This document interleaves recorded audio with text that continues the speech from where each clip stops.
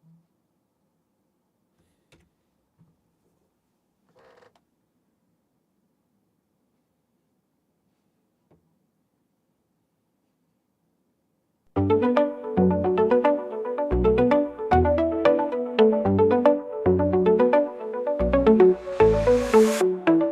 comes the news with a twist and a grin.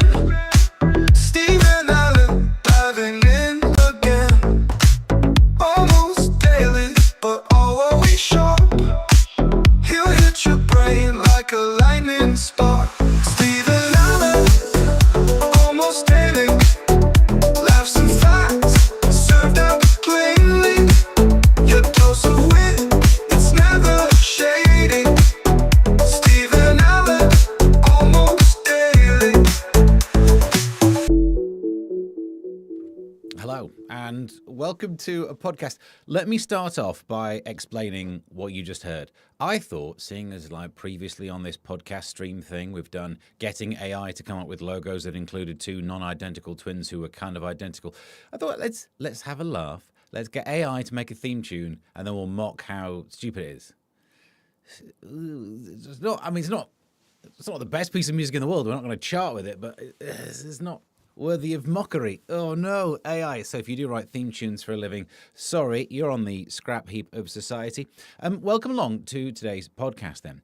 And I feel like there's also the proper theme tune we should play. Do you know what? Leave it. No one needs theme tune. No one's going to tune in for two theme tunes in a row. Welcome along. We've been struggling to write intros to this. Martin gets in touch. Straight away we can go into Twitterville. And if you go and tweet me at Mr. Stephen Allen, or whatever it's called these days, Martin says, how about welcome to Stephen Allen Almost Daily, the show that answers the question, who's this guy?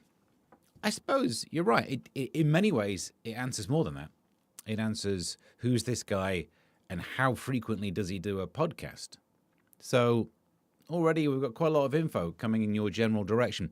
Any messages on Twitter at Mr. Stephen Allen would be the place to do it. Chris says okay, so Chris has joined in as well. We can start off with today's front pages. We start with The Telegraph, which goes with Trump to offer Putin minerals for peace. It's not just his minerals. It's minerals from Ukraine. That's quite important, isn't it? That feels like, if anything, that front page really does not do it justice. The minerals are apparently difficult to get to, so if they manage to get them, good luck to you. Do you know what I mean? Also on the front page at the top where they're plugging stuff inside, why the BBC has a NAGA problem. And if you were John Torode overhearing that, you'd be like, oh, are they going on about... No, it's right. Read it again, John. John Torode, who I saw yesterday, don't forget, this is like the Secret Whispers part of a podcast. In newspapers, they spot celebrities. And I saw actual John Torode actually walking. End of that story. Of course I didn't speak to him. Leave him alone. He's been through enough. There's a story here. Rayner push for workers' rights to down tools in heatwave. It just depends what you mean by a heatwave, doesn't it? Because we found out last night on GB News, there's not a legal right to down tools if it gets cold, but there is a recommended guidance thing below, I can't remember, it doesn't matter what it is. The point is, there's a temperature below which you've got to start to do extra provisions for workers. It makes sense there'd be a temperature above which you can take extra breaks. It's got to be for certain manual labour they talk about. Obviously, if you work in a kitchen, you can't be included in this. No one would get any food. Everyone just have salads all the time. And look at me. I do not like the kind of guy who likes to live in that future. Also, the problem is it's 27 degrees, apparently, was the suggested figure. No, that's ridiculous. I've sat here in the shed studio and done broadcasts during actual heat waves before we had it refurbed in like 35 degrees. You just get through it. A little bit of sweat won't really hurt. But, so there we go. We talked about this last night. And I also included the nugget of information that redheads, like Rayner, don't feel pain as much as normal people would be the wrong word, wouldn't it? Other people, non-redheads. That's the phrase that I'm looking for. And it feels weird that they ever discovered that. Do you know what I mean? It's great that it's a fact and it's a great superpower. Good luck to you. You're like Darkman or whatever that Liam Neeson film was called. It feels weird that scientists one day were like, I wonder if the gingers feel pain. And maybe you shouldn't be allowed to be a scientist if that's what you're dealing with. Front page of today's Times. Trump in warning to Putin on eves of talk. We've already dealt with that on now. I think the bigger issue is, look, you got a picture of the Pope doing voodoo. I don't know a lot about religion, but I didn't expect that to happen. For those on the audio version, there's a Pope. He's doing voodoo. You got that from the last thing I just said, didn't you? Front page of the Mirror. Are you going to do jokes about this? I'm not.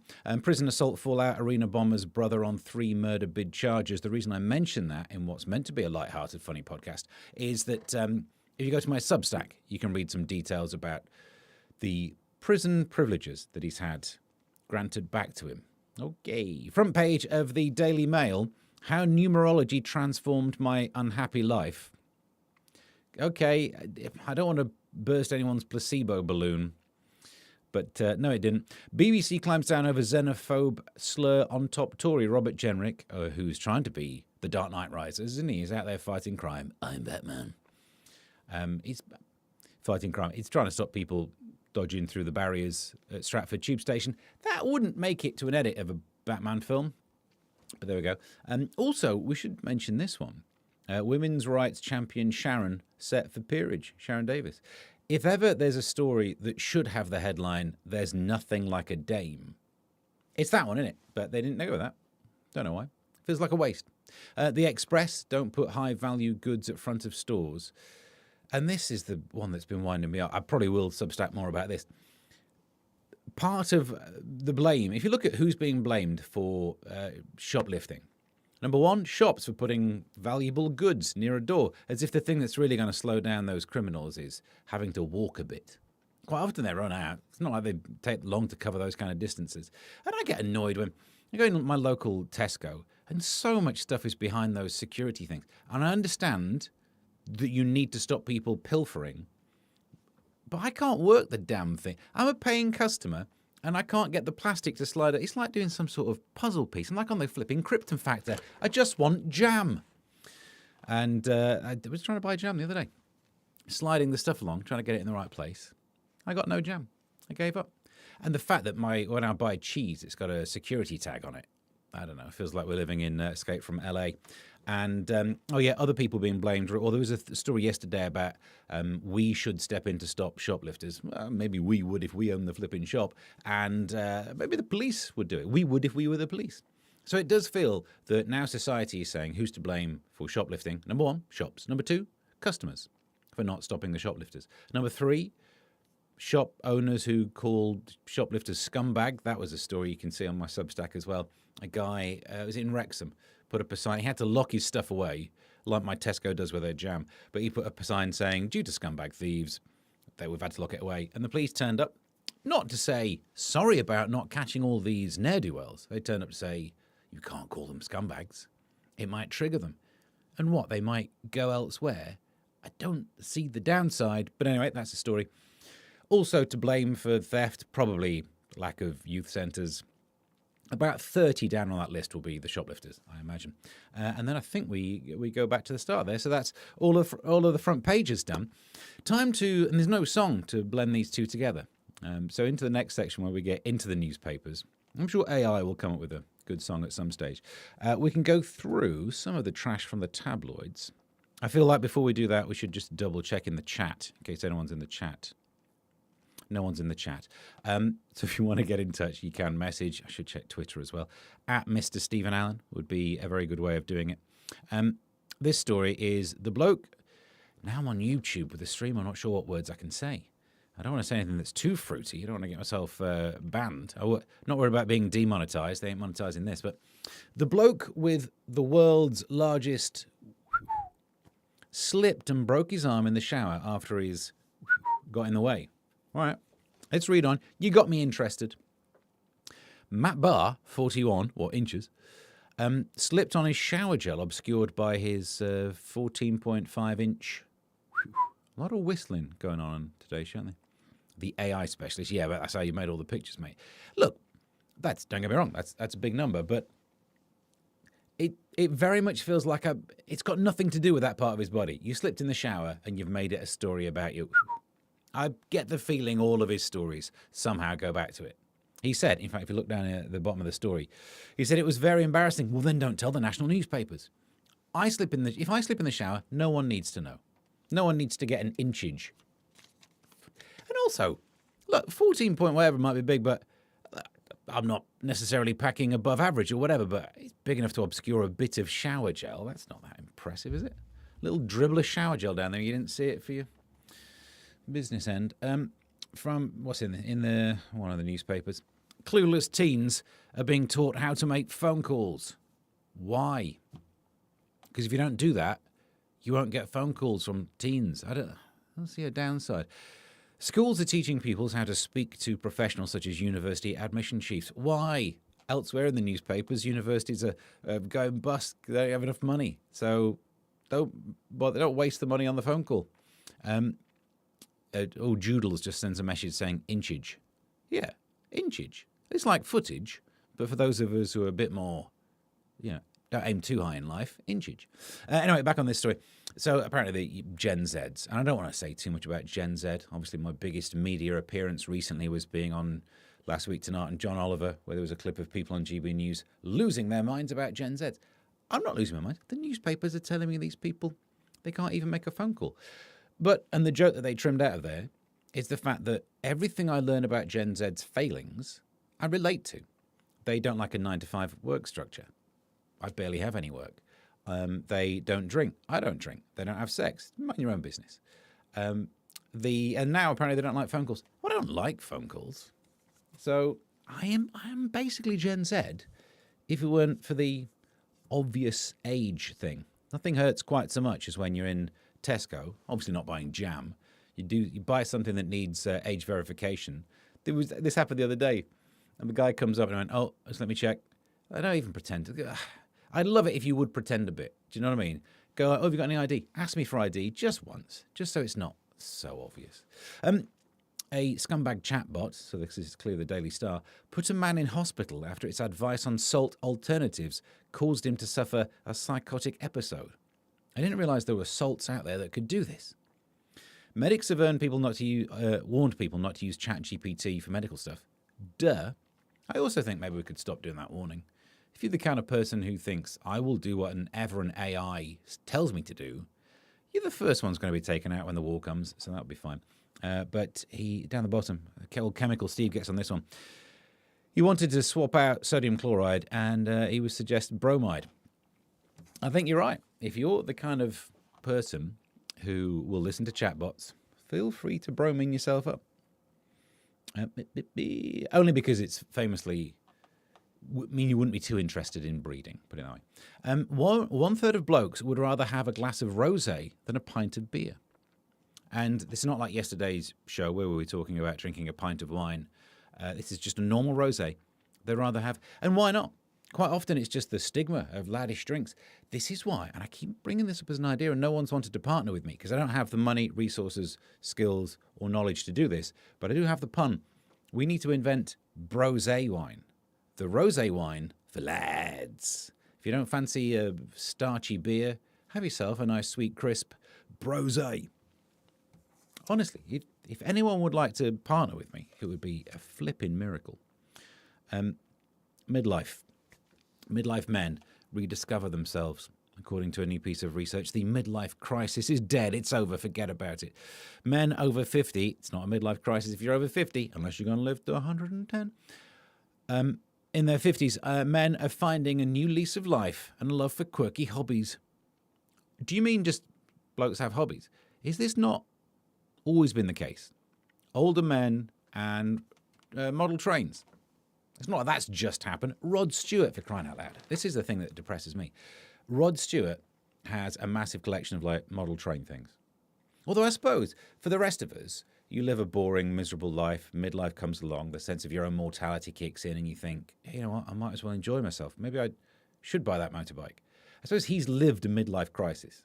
He's been skinny jeans, big hair, leather jackets, flings left, right, and centre, marrying models, and his midlife crisis comes along and it's slippers. Do you know what I mean? Fair enough, Rod. I take that back.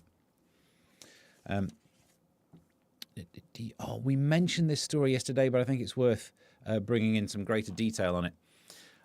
Female cops have been posing as joggers to crack down on men catcalling women runners.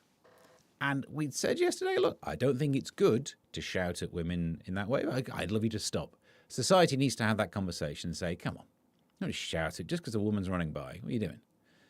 I did have an urge once because I go running a couple of times a week, and I went running past a woman who she was really togged up in all the high vis. It was like an autumn, so it's a good time to get the high vises. And I did want to say to her, you can run, but you can't hide. But I thought that might come across as wrong, being shouted from a man who looks like me. So I didn't, because I am good.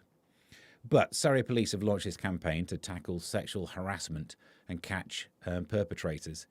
Great, but remember that story at the start of the podcast about how we're meant to tackle shoplifters. Police, I've got an idea for you. How about you do the shoplifters and I'll tell people to stop whistling?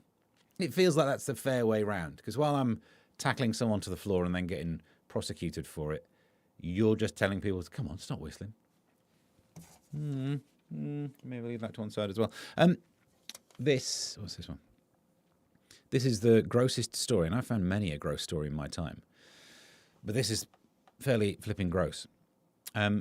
Toothpaste made from human hair can help fix damaged teeth. I'd rather have the bad teeth, I think. Boffins found that keratin, a protein found in our hair and skin and wool, can repair your teeth. Good, but it's famously one of the worst experiences known to man, isn't it? When you get a hair in your mouth. Even saying it now. I don't want to brush my teeth and at the end of it feel like I need to brush my teeth because of the hair. I mean, I'm sure they'll chop it up. But if not, how do I say this nicely in a way that won't get this YouTube thing demonetized? There are other things you can do that often ends up with the hair in your mouth. It's more fun than cleaning your teeth.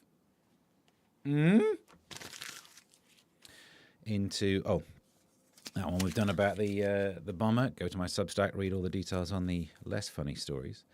Oh, look. Led Zeppelin's Robert Plant says that his career, if it peters out, he could be an Elvis impersonator. Good. I think I could do that too, but not the singing, the dying on the toilet. That's where I've got the skills. I put the time in, and that's not really my fault that I've put the time in. It's a lack of fibre and a love of social media, but I do think it's not a bad way to go.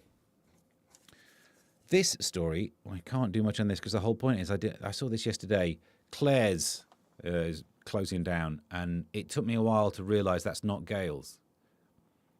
I mean, I've never met either of them, and I'm not great with names, but give me some hope here. All these new shops coming along, maybe it's not new, but fashion accessory chain Claire's is set to appoint administrators. Fair enough. Yeah, I'm not really sure. How much accessorising do you sell these days? It feels like the first thing to go.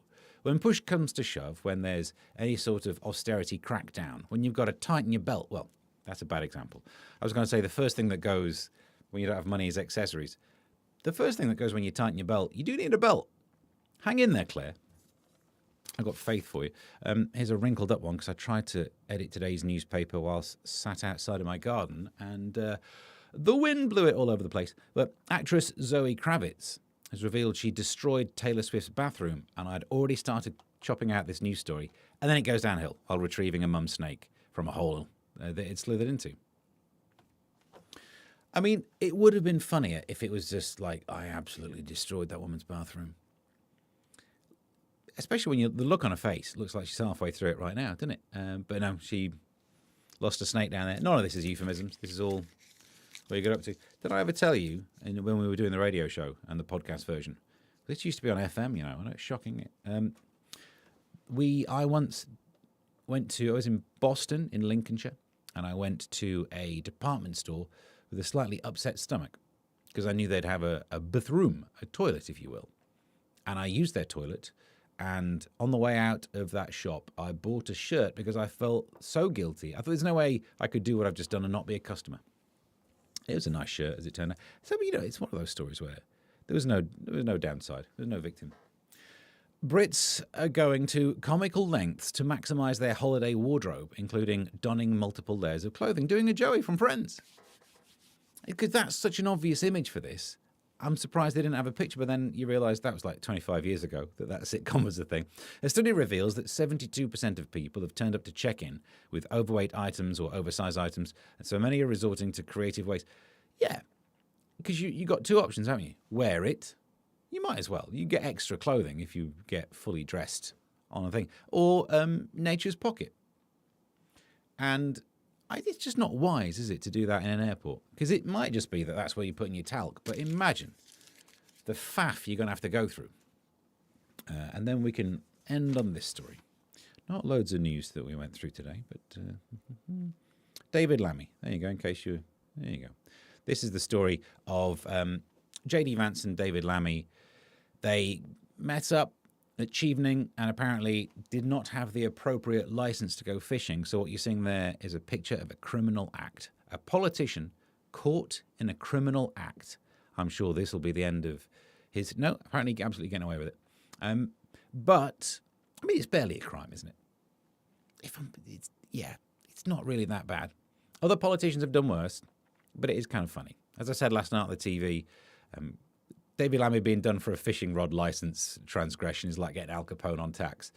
It somehow works, doesn't it? But it's interesting. Look, those two have got something in common. And do you know what it is? They've both called Trump a Nazi. I wonder if they were chatting about that kind of, not a lot of overlap in our Venn diagram, but that's one of them. But seriously, in David Lammy's defense, and I know often it's funny to point out that he was on Celebrity Mastermind, that clip. I mean, I don't have the legal right to play it, but it's so good. I'm sure you've seen it. The one where he was asked, like, who succeeded Henry VI, and he said Henry IV. It was a situation where even if you don't know kings, there are only 5 definitely wrong answers. And he picked one of those.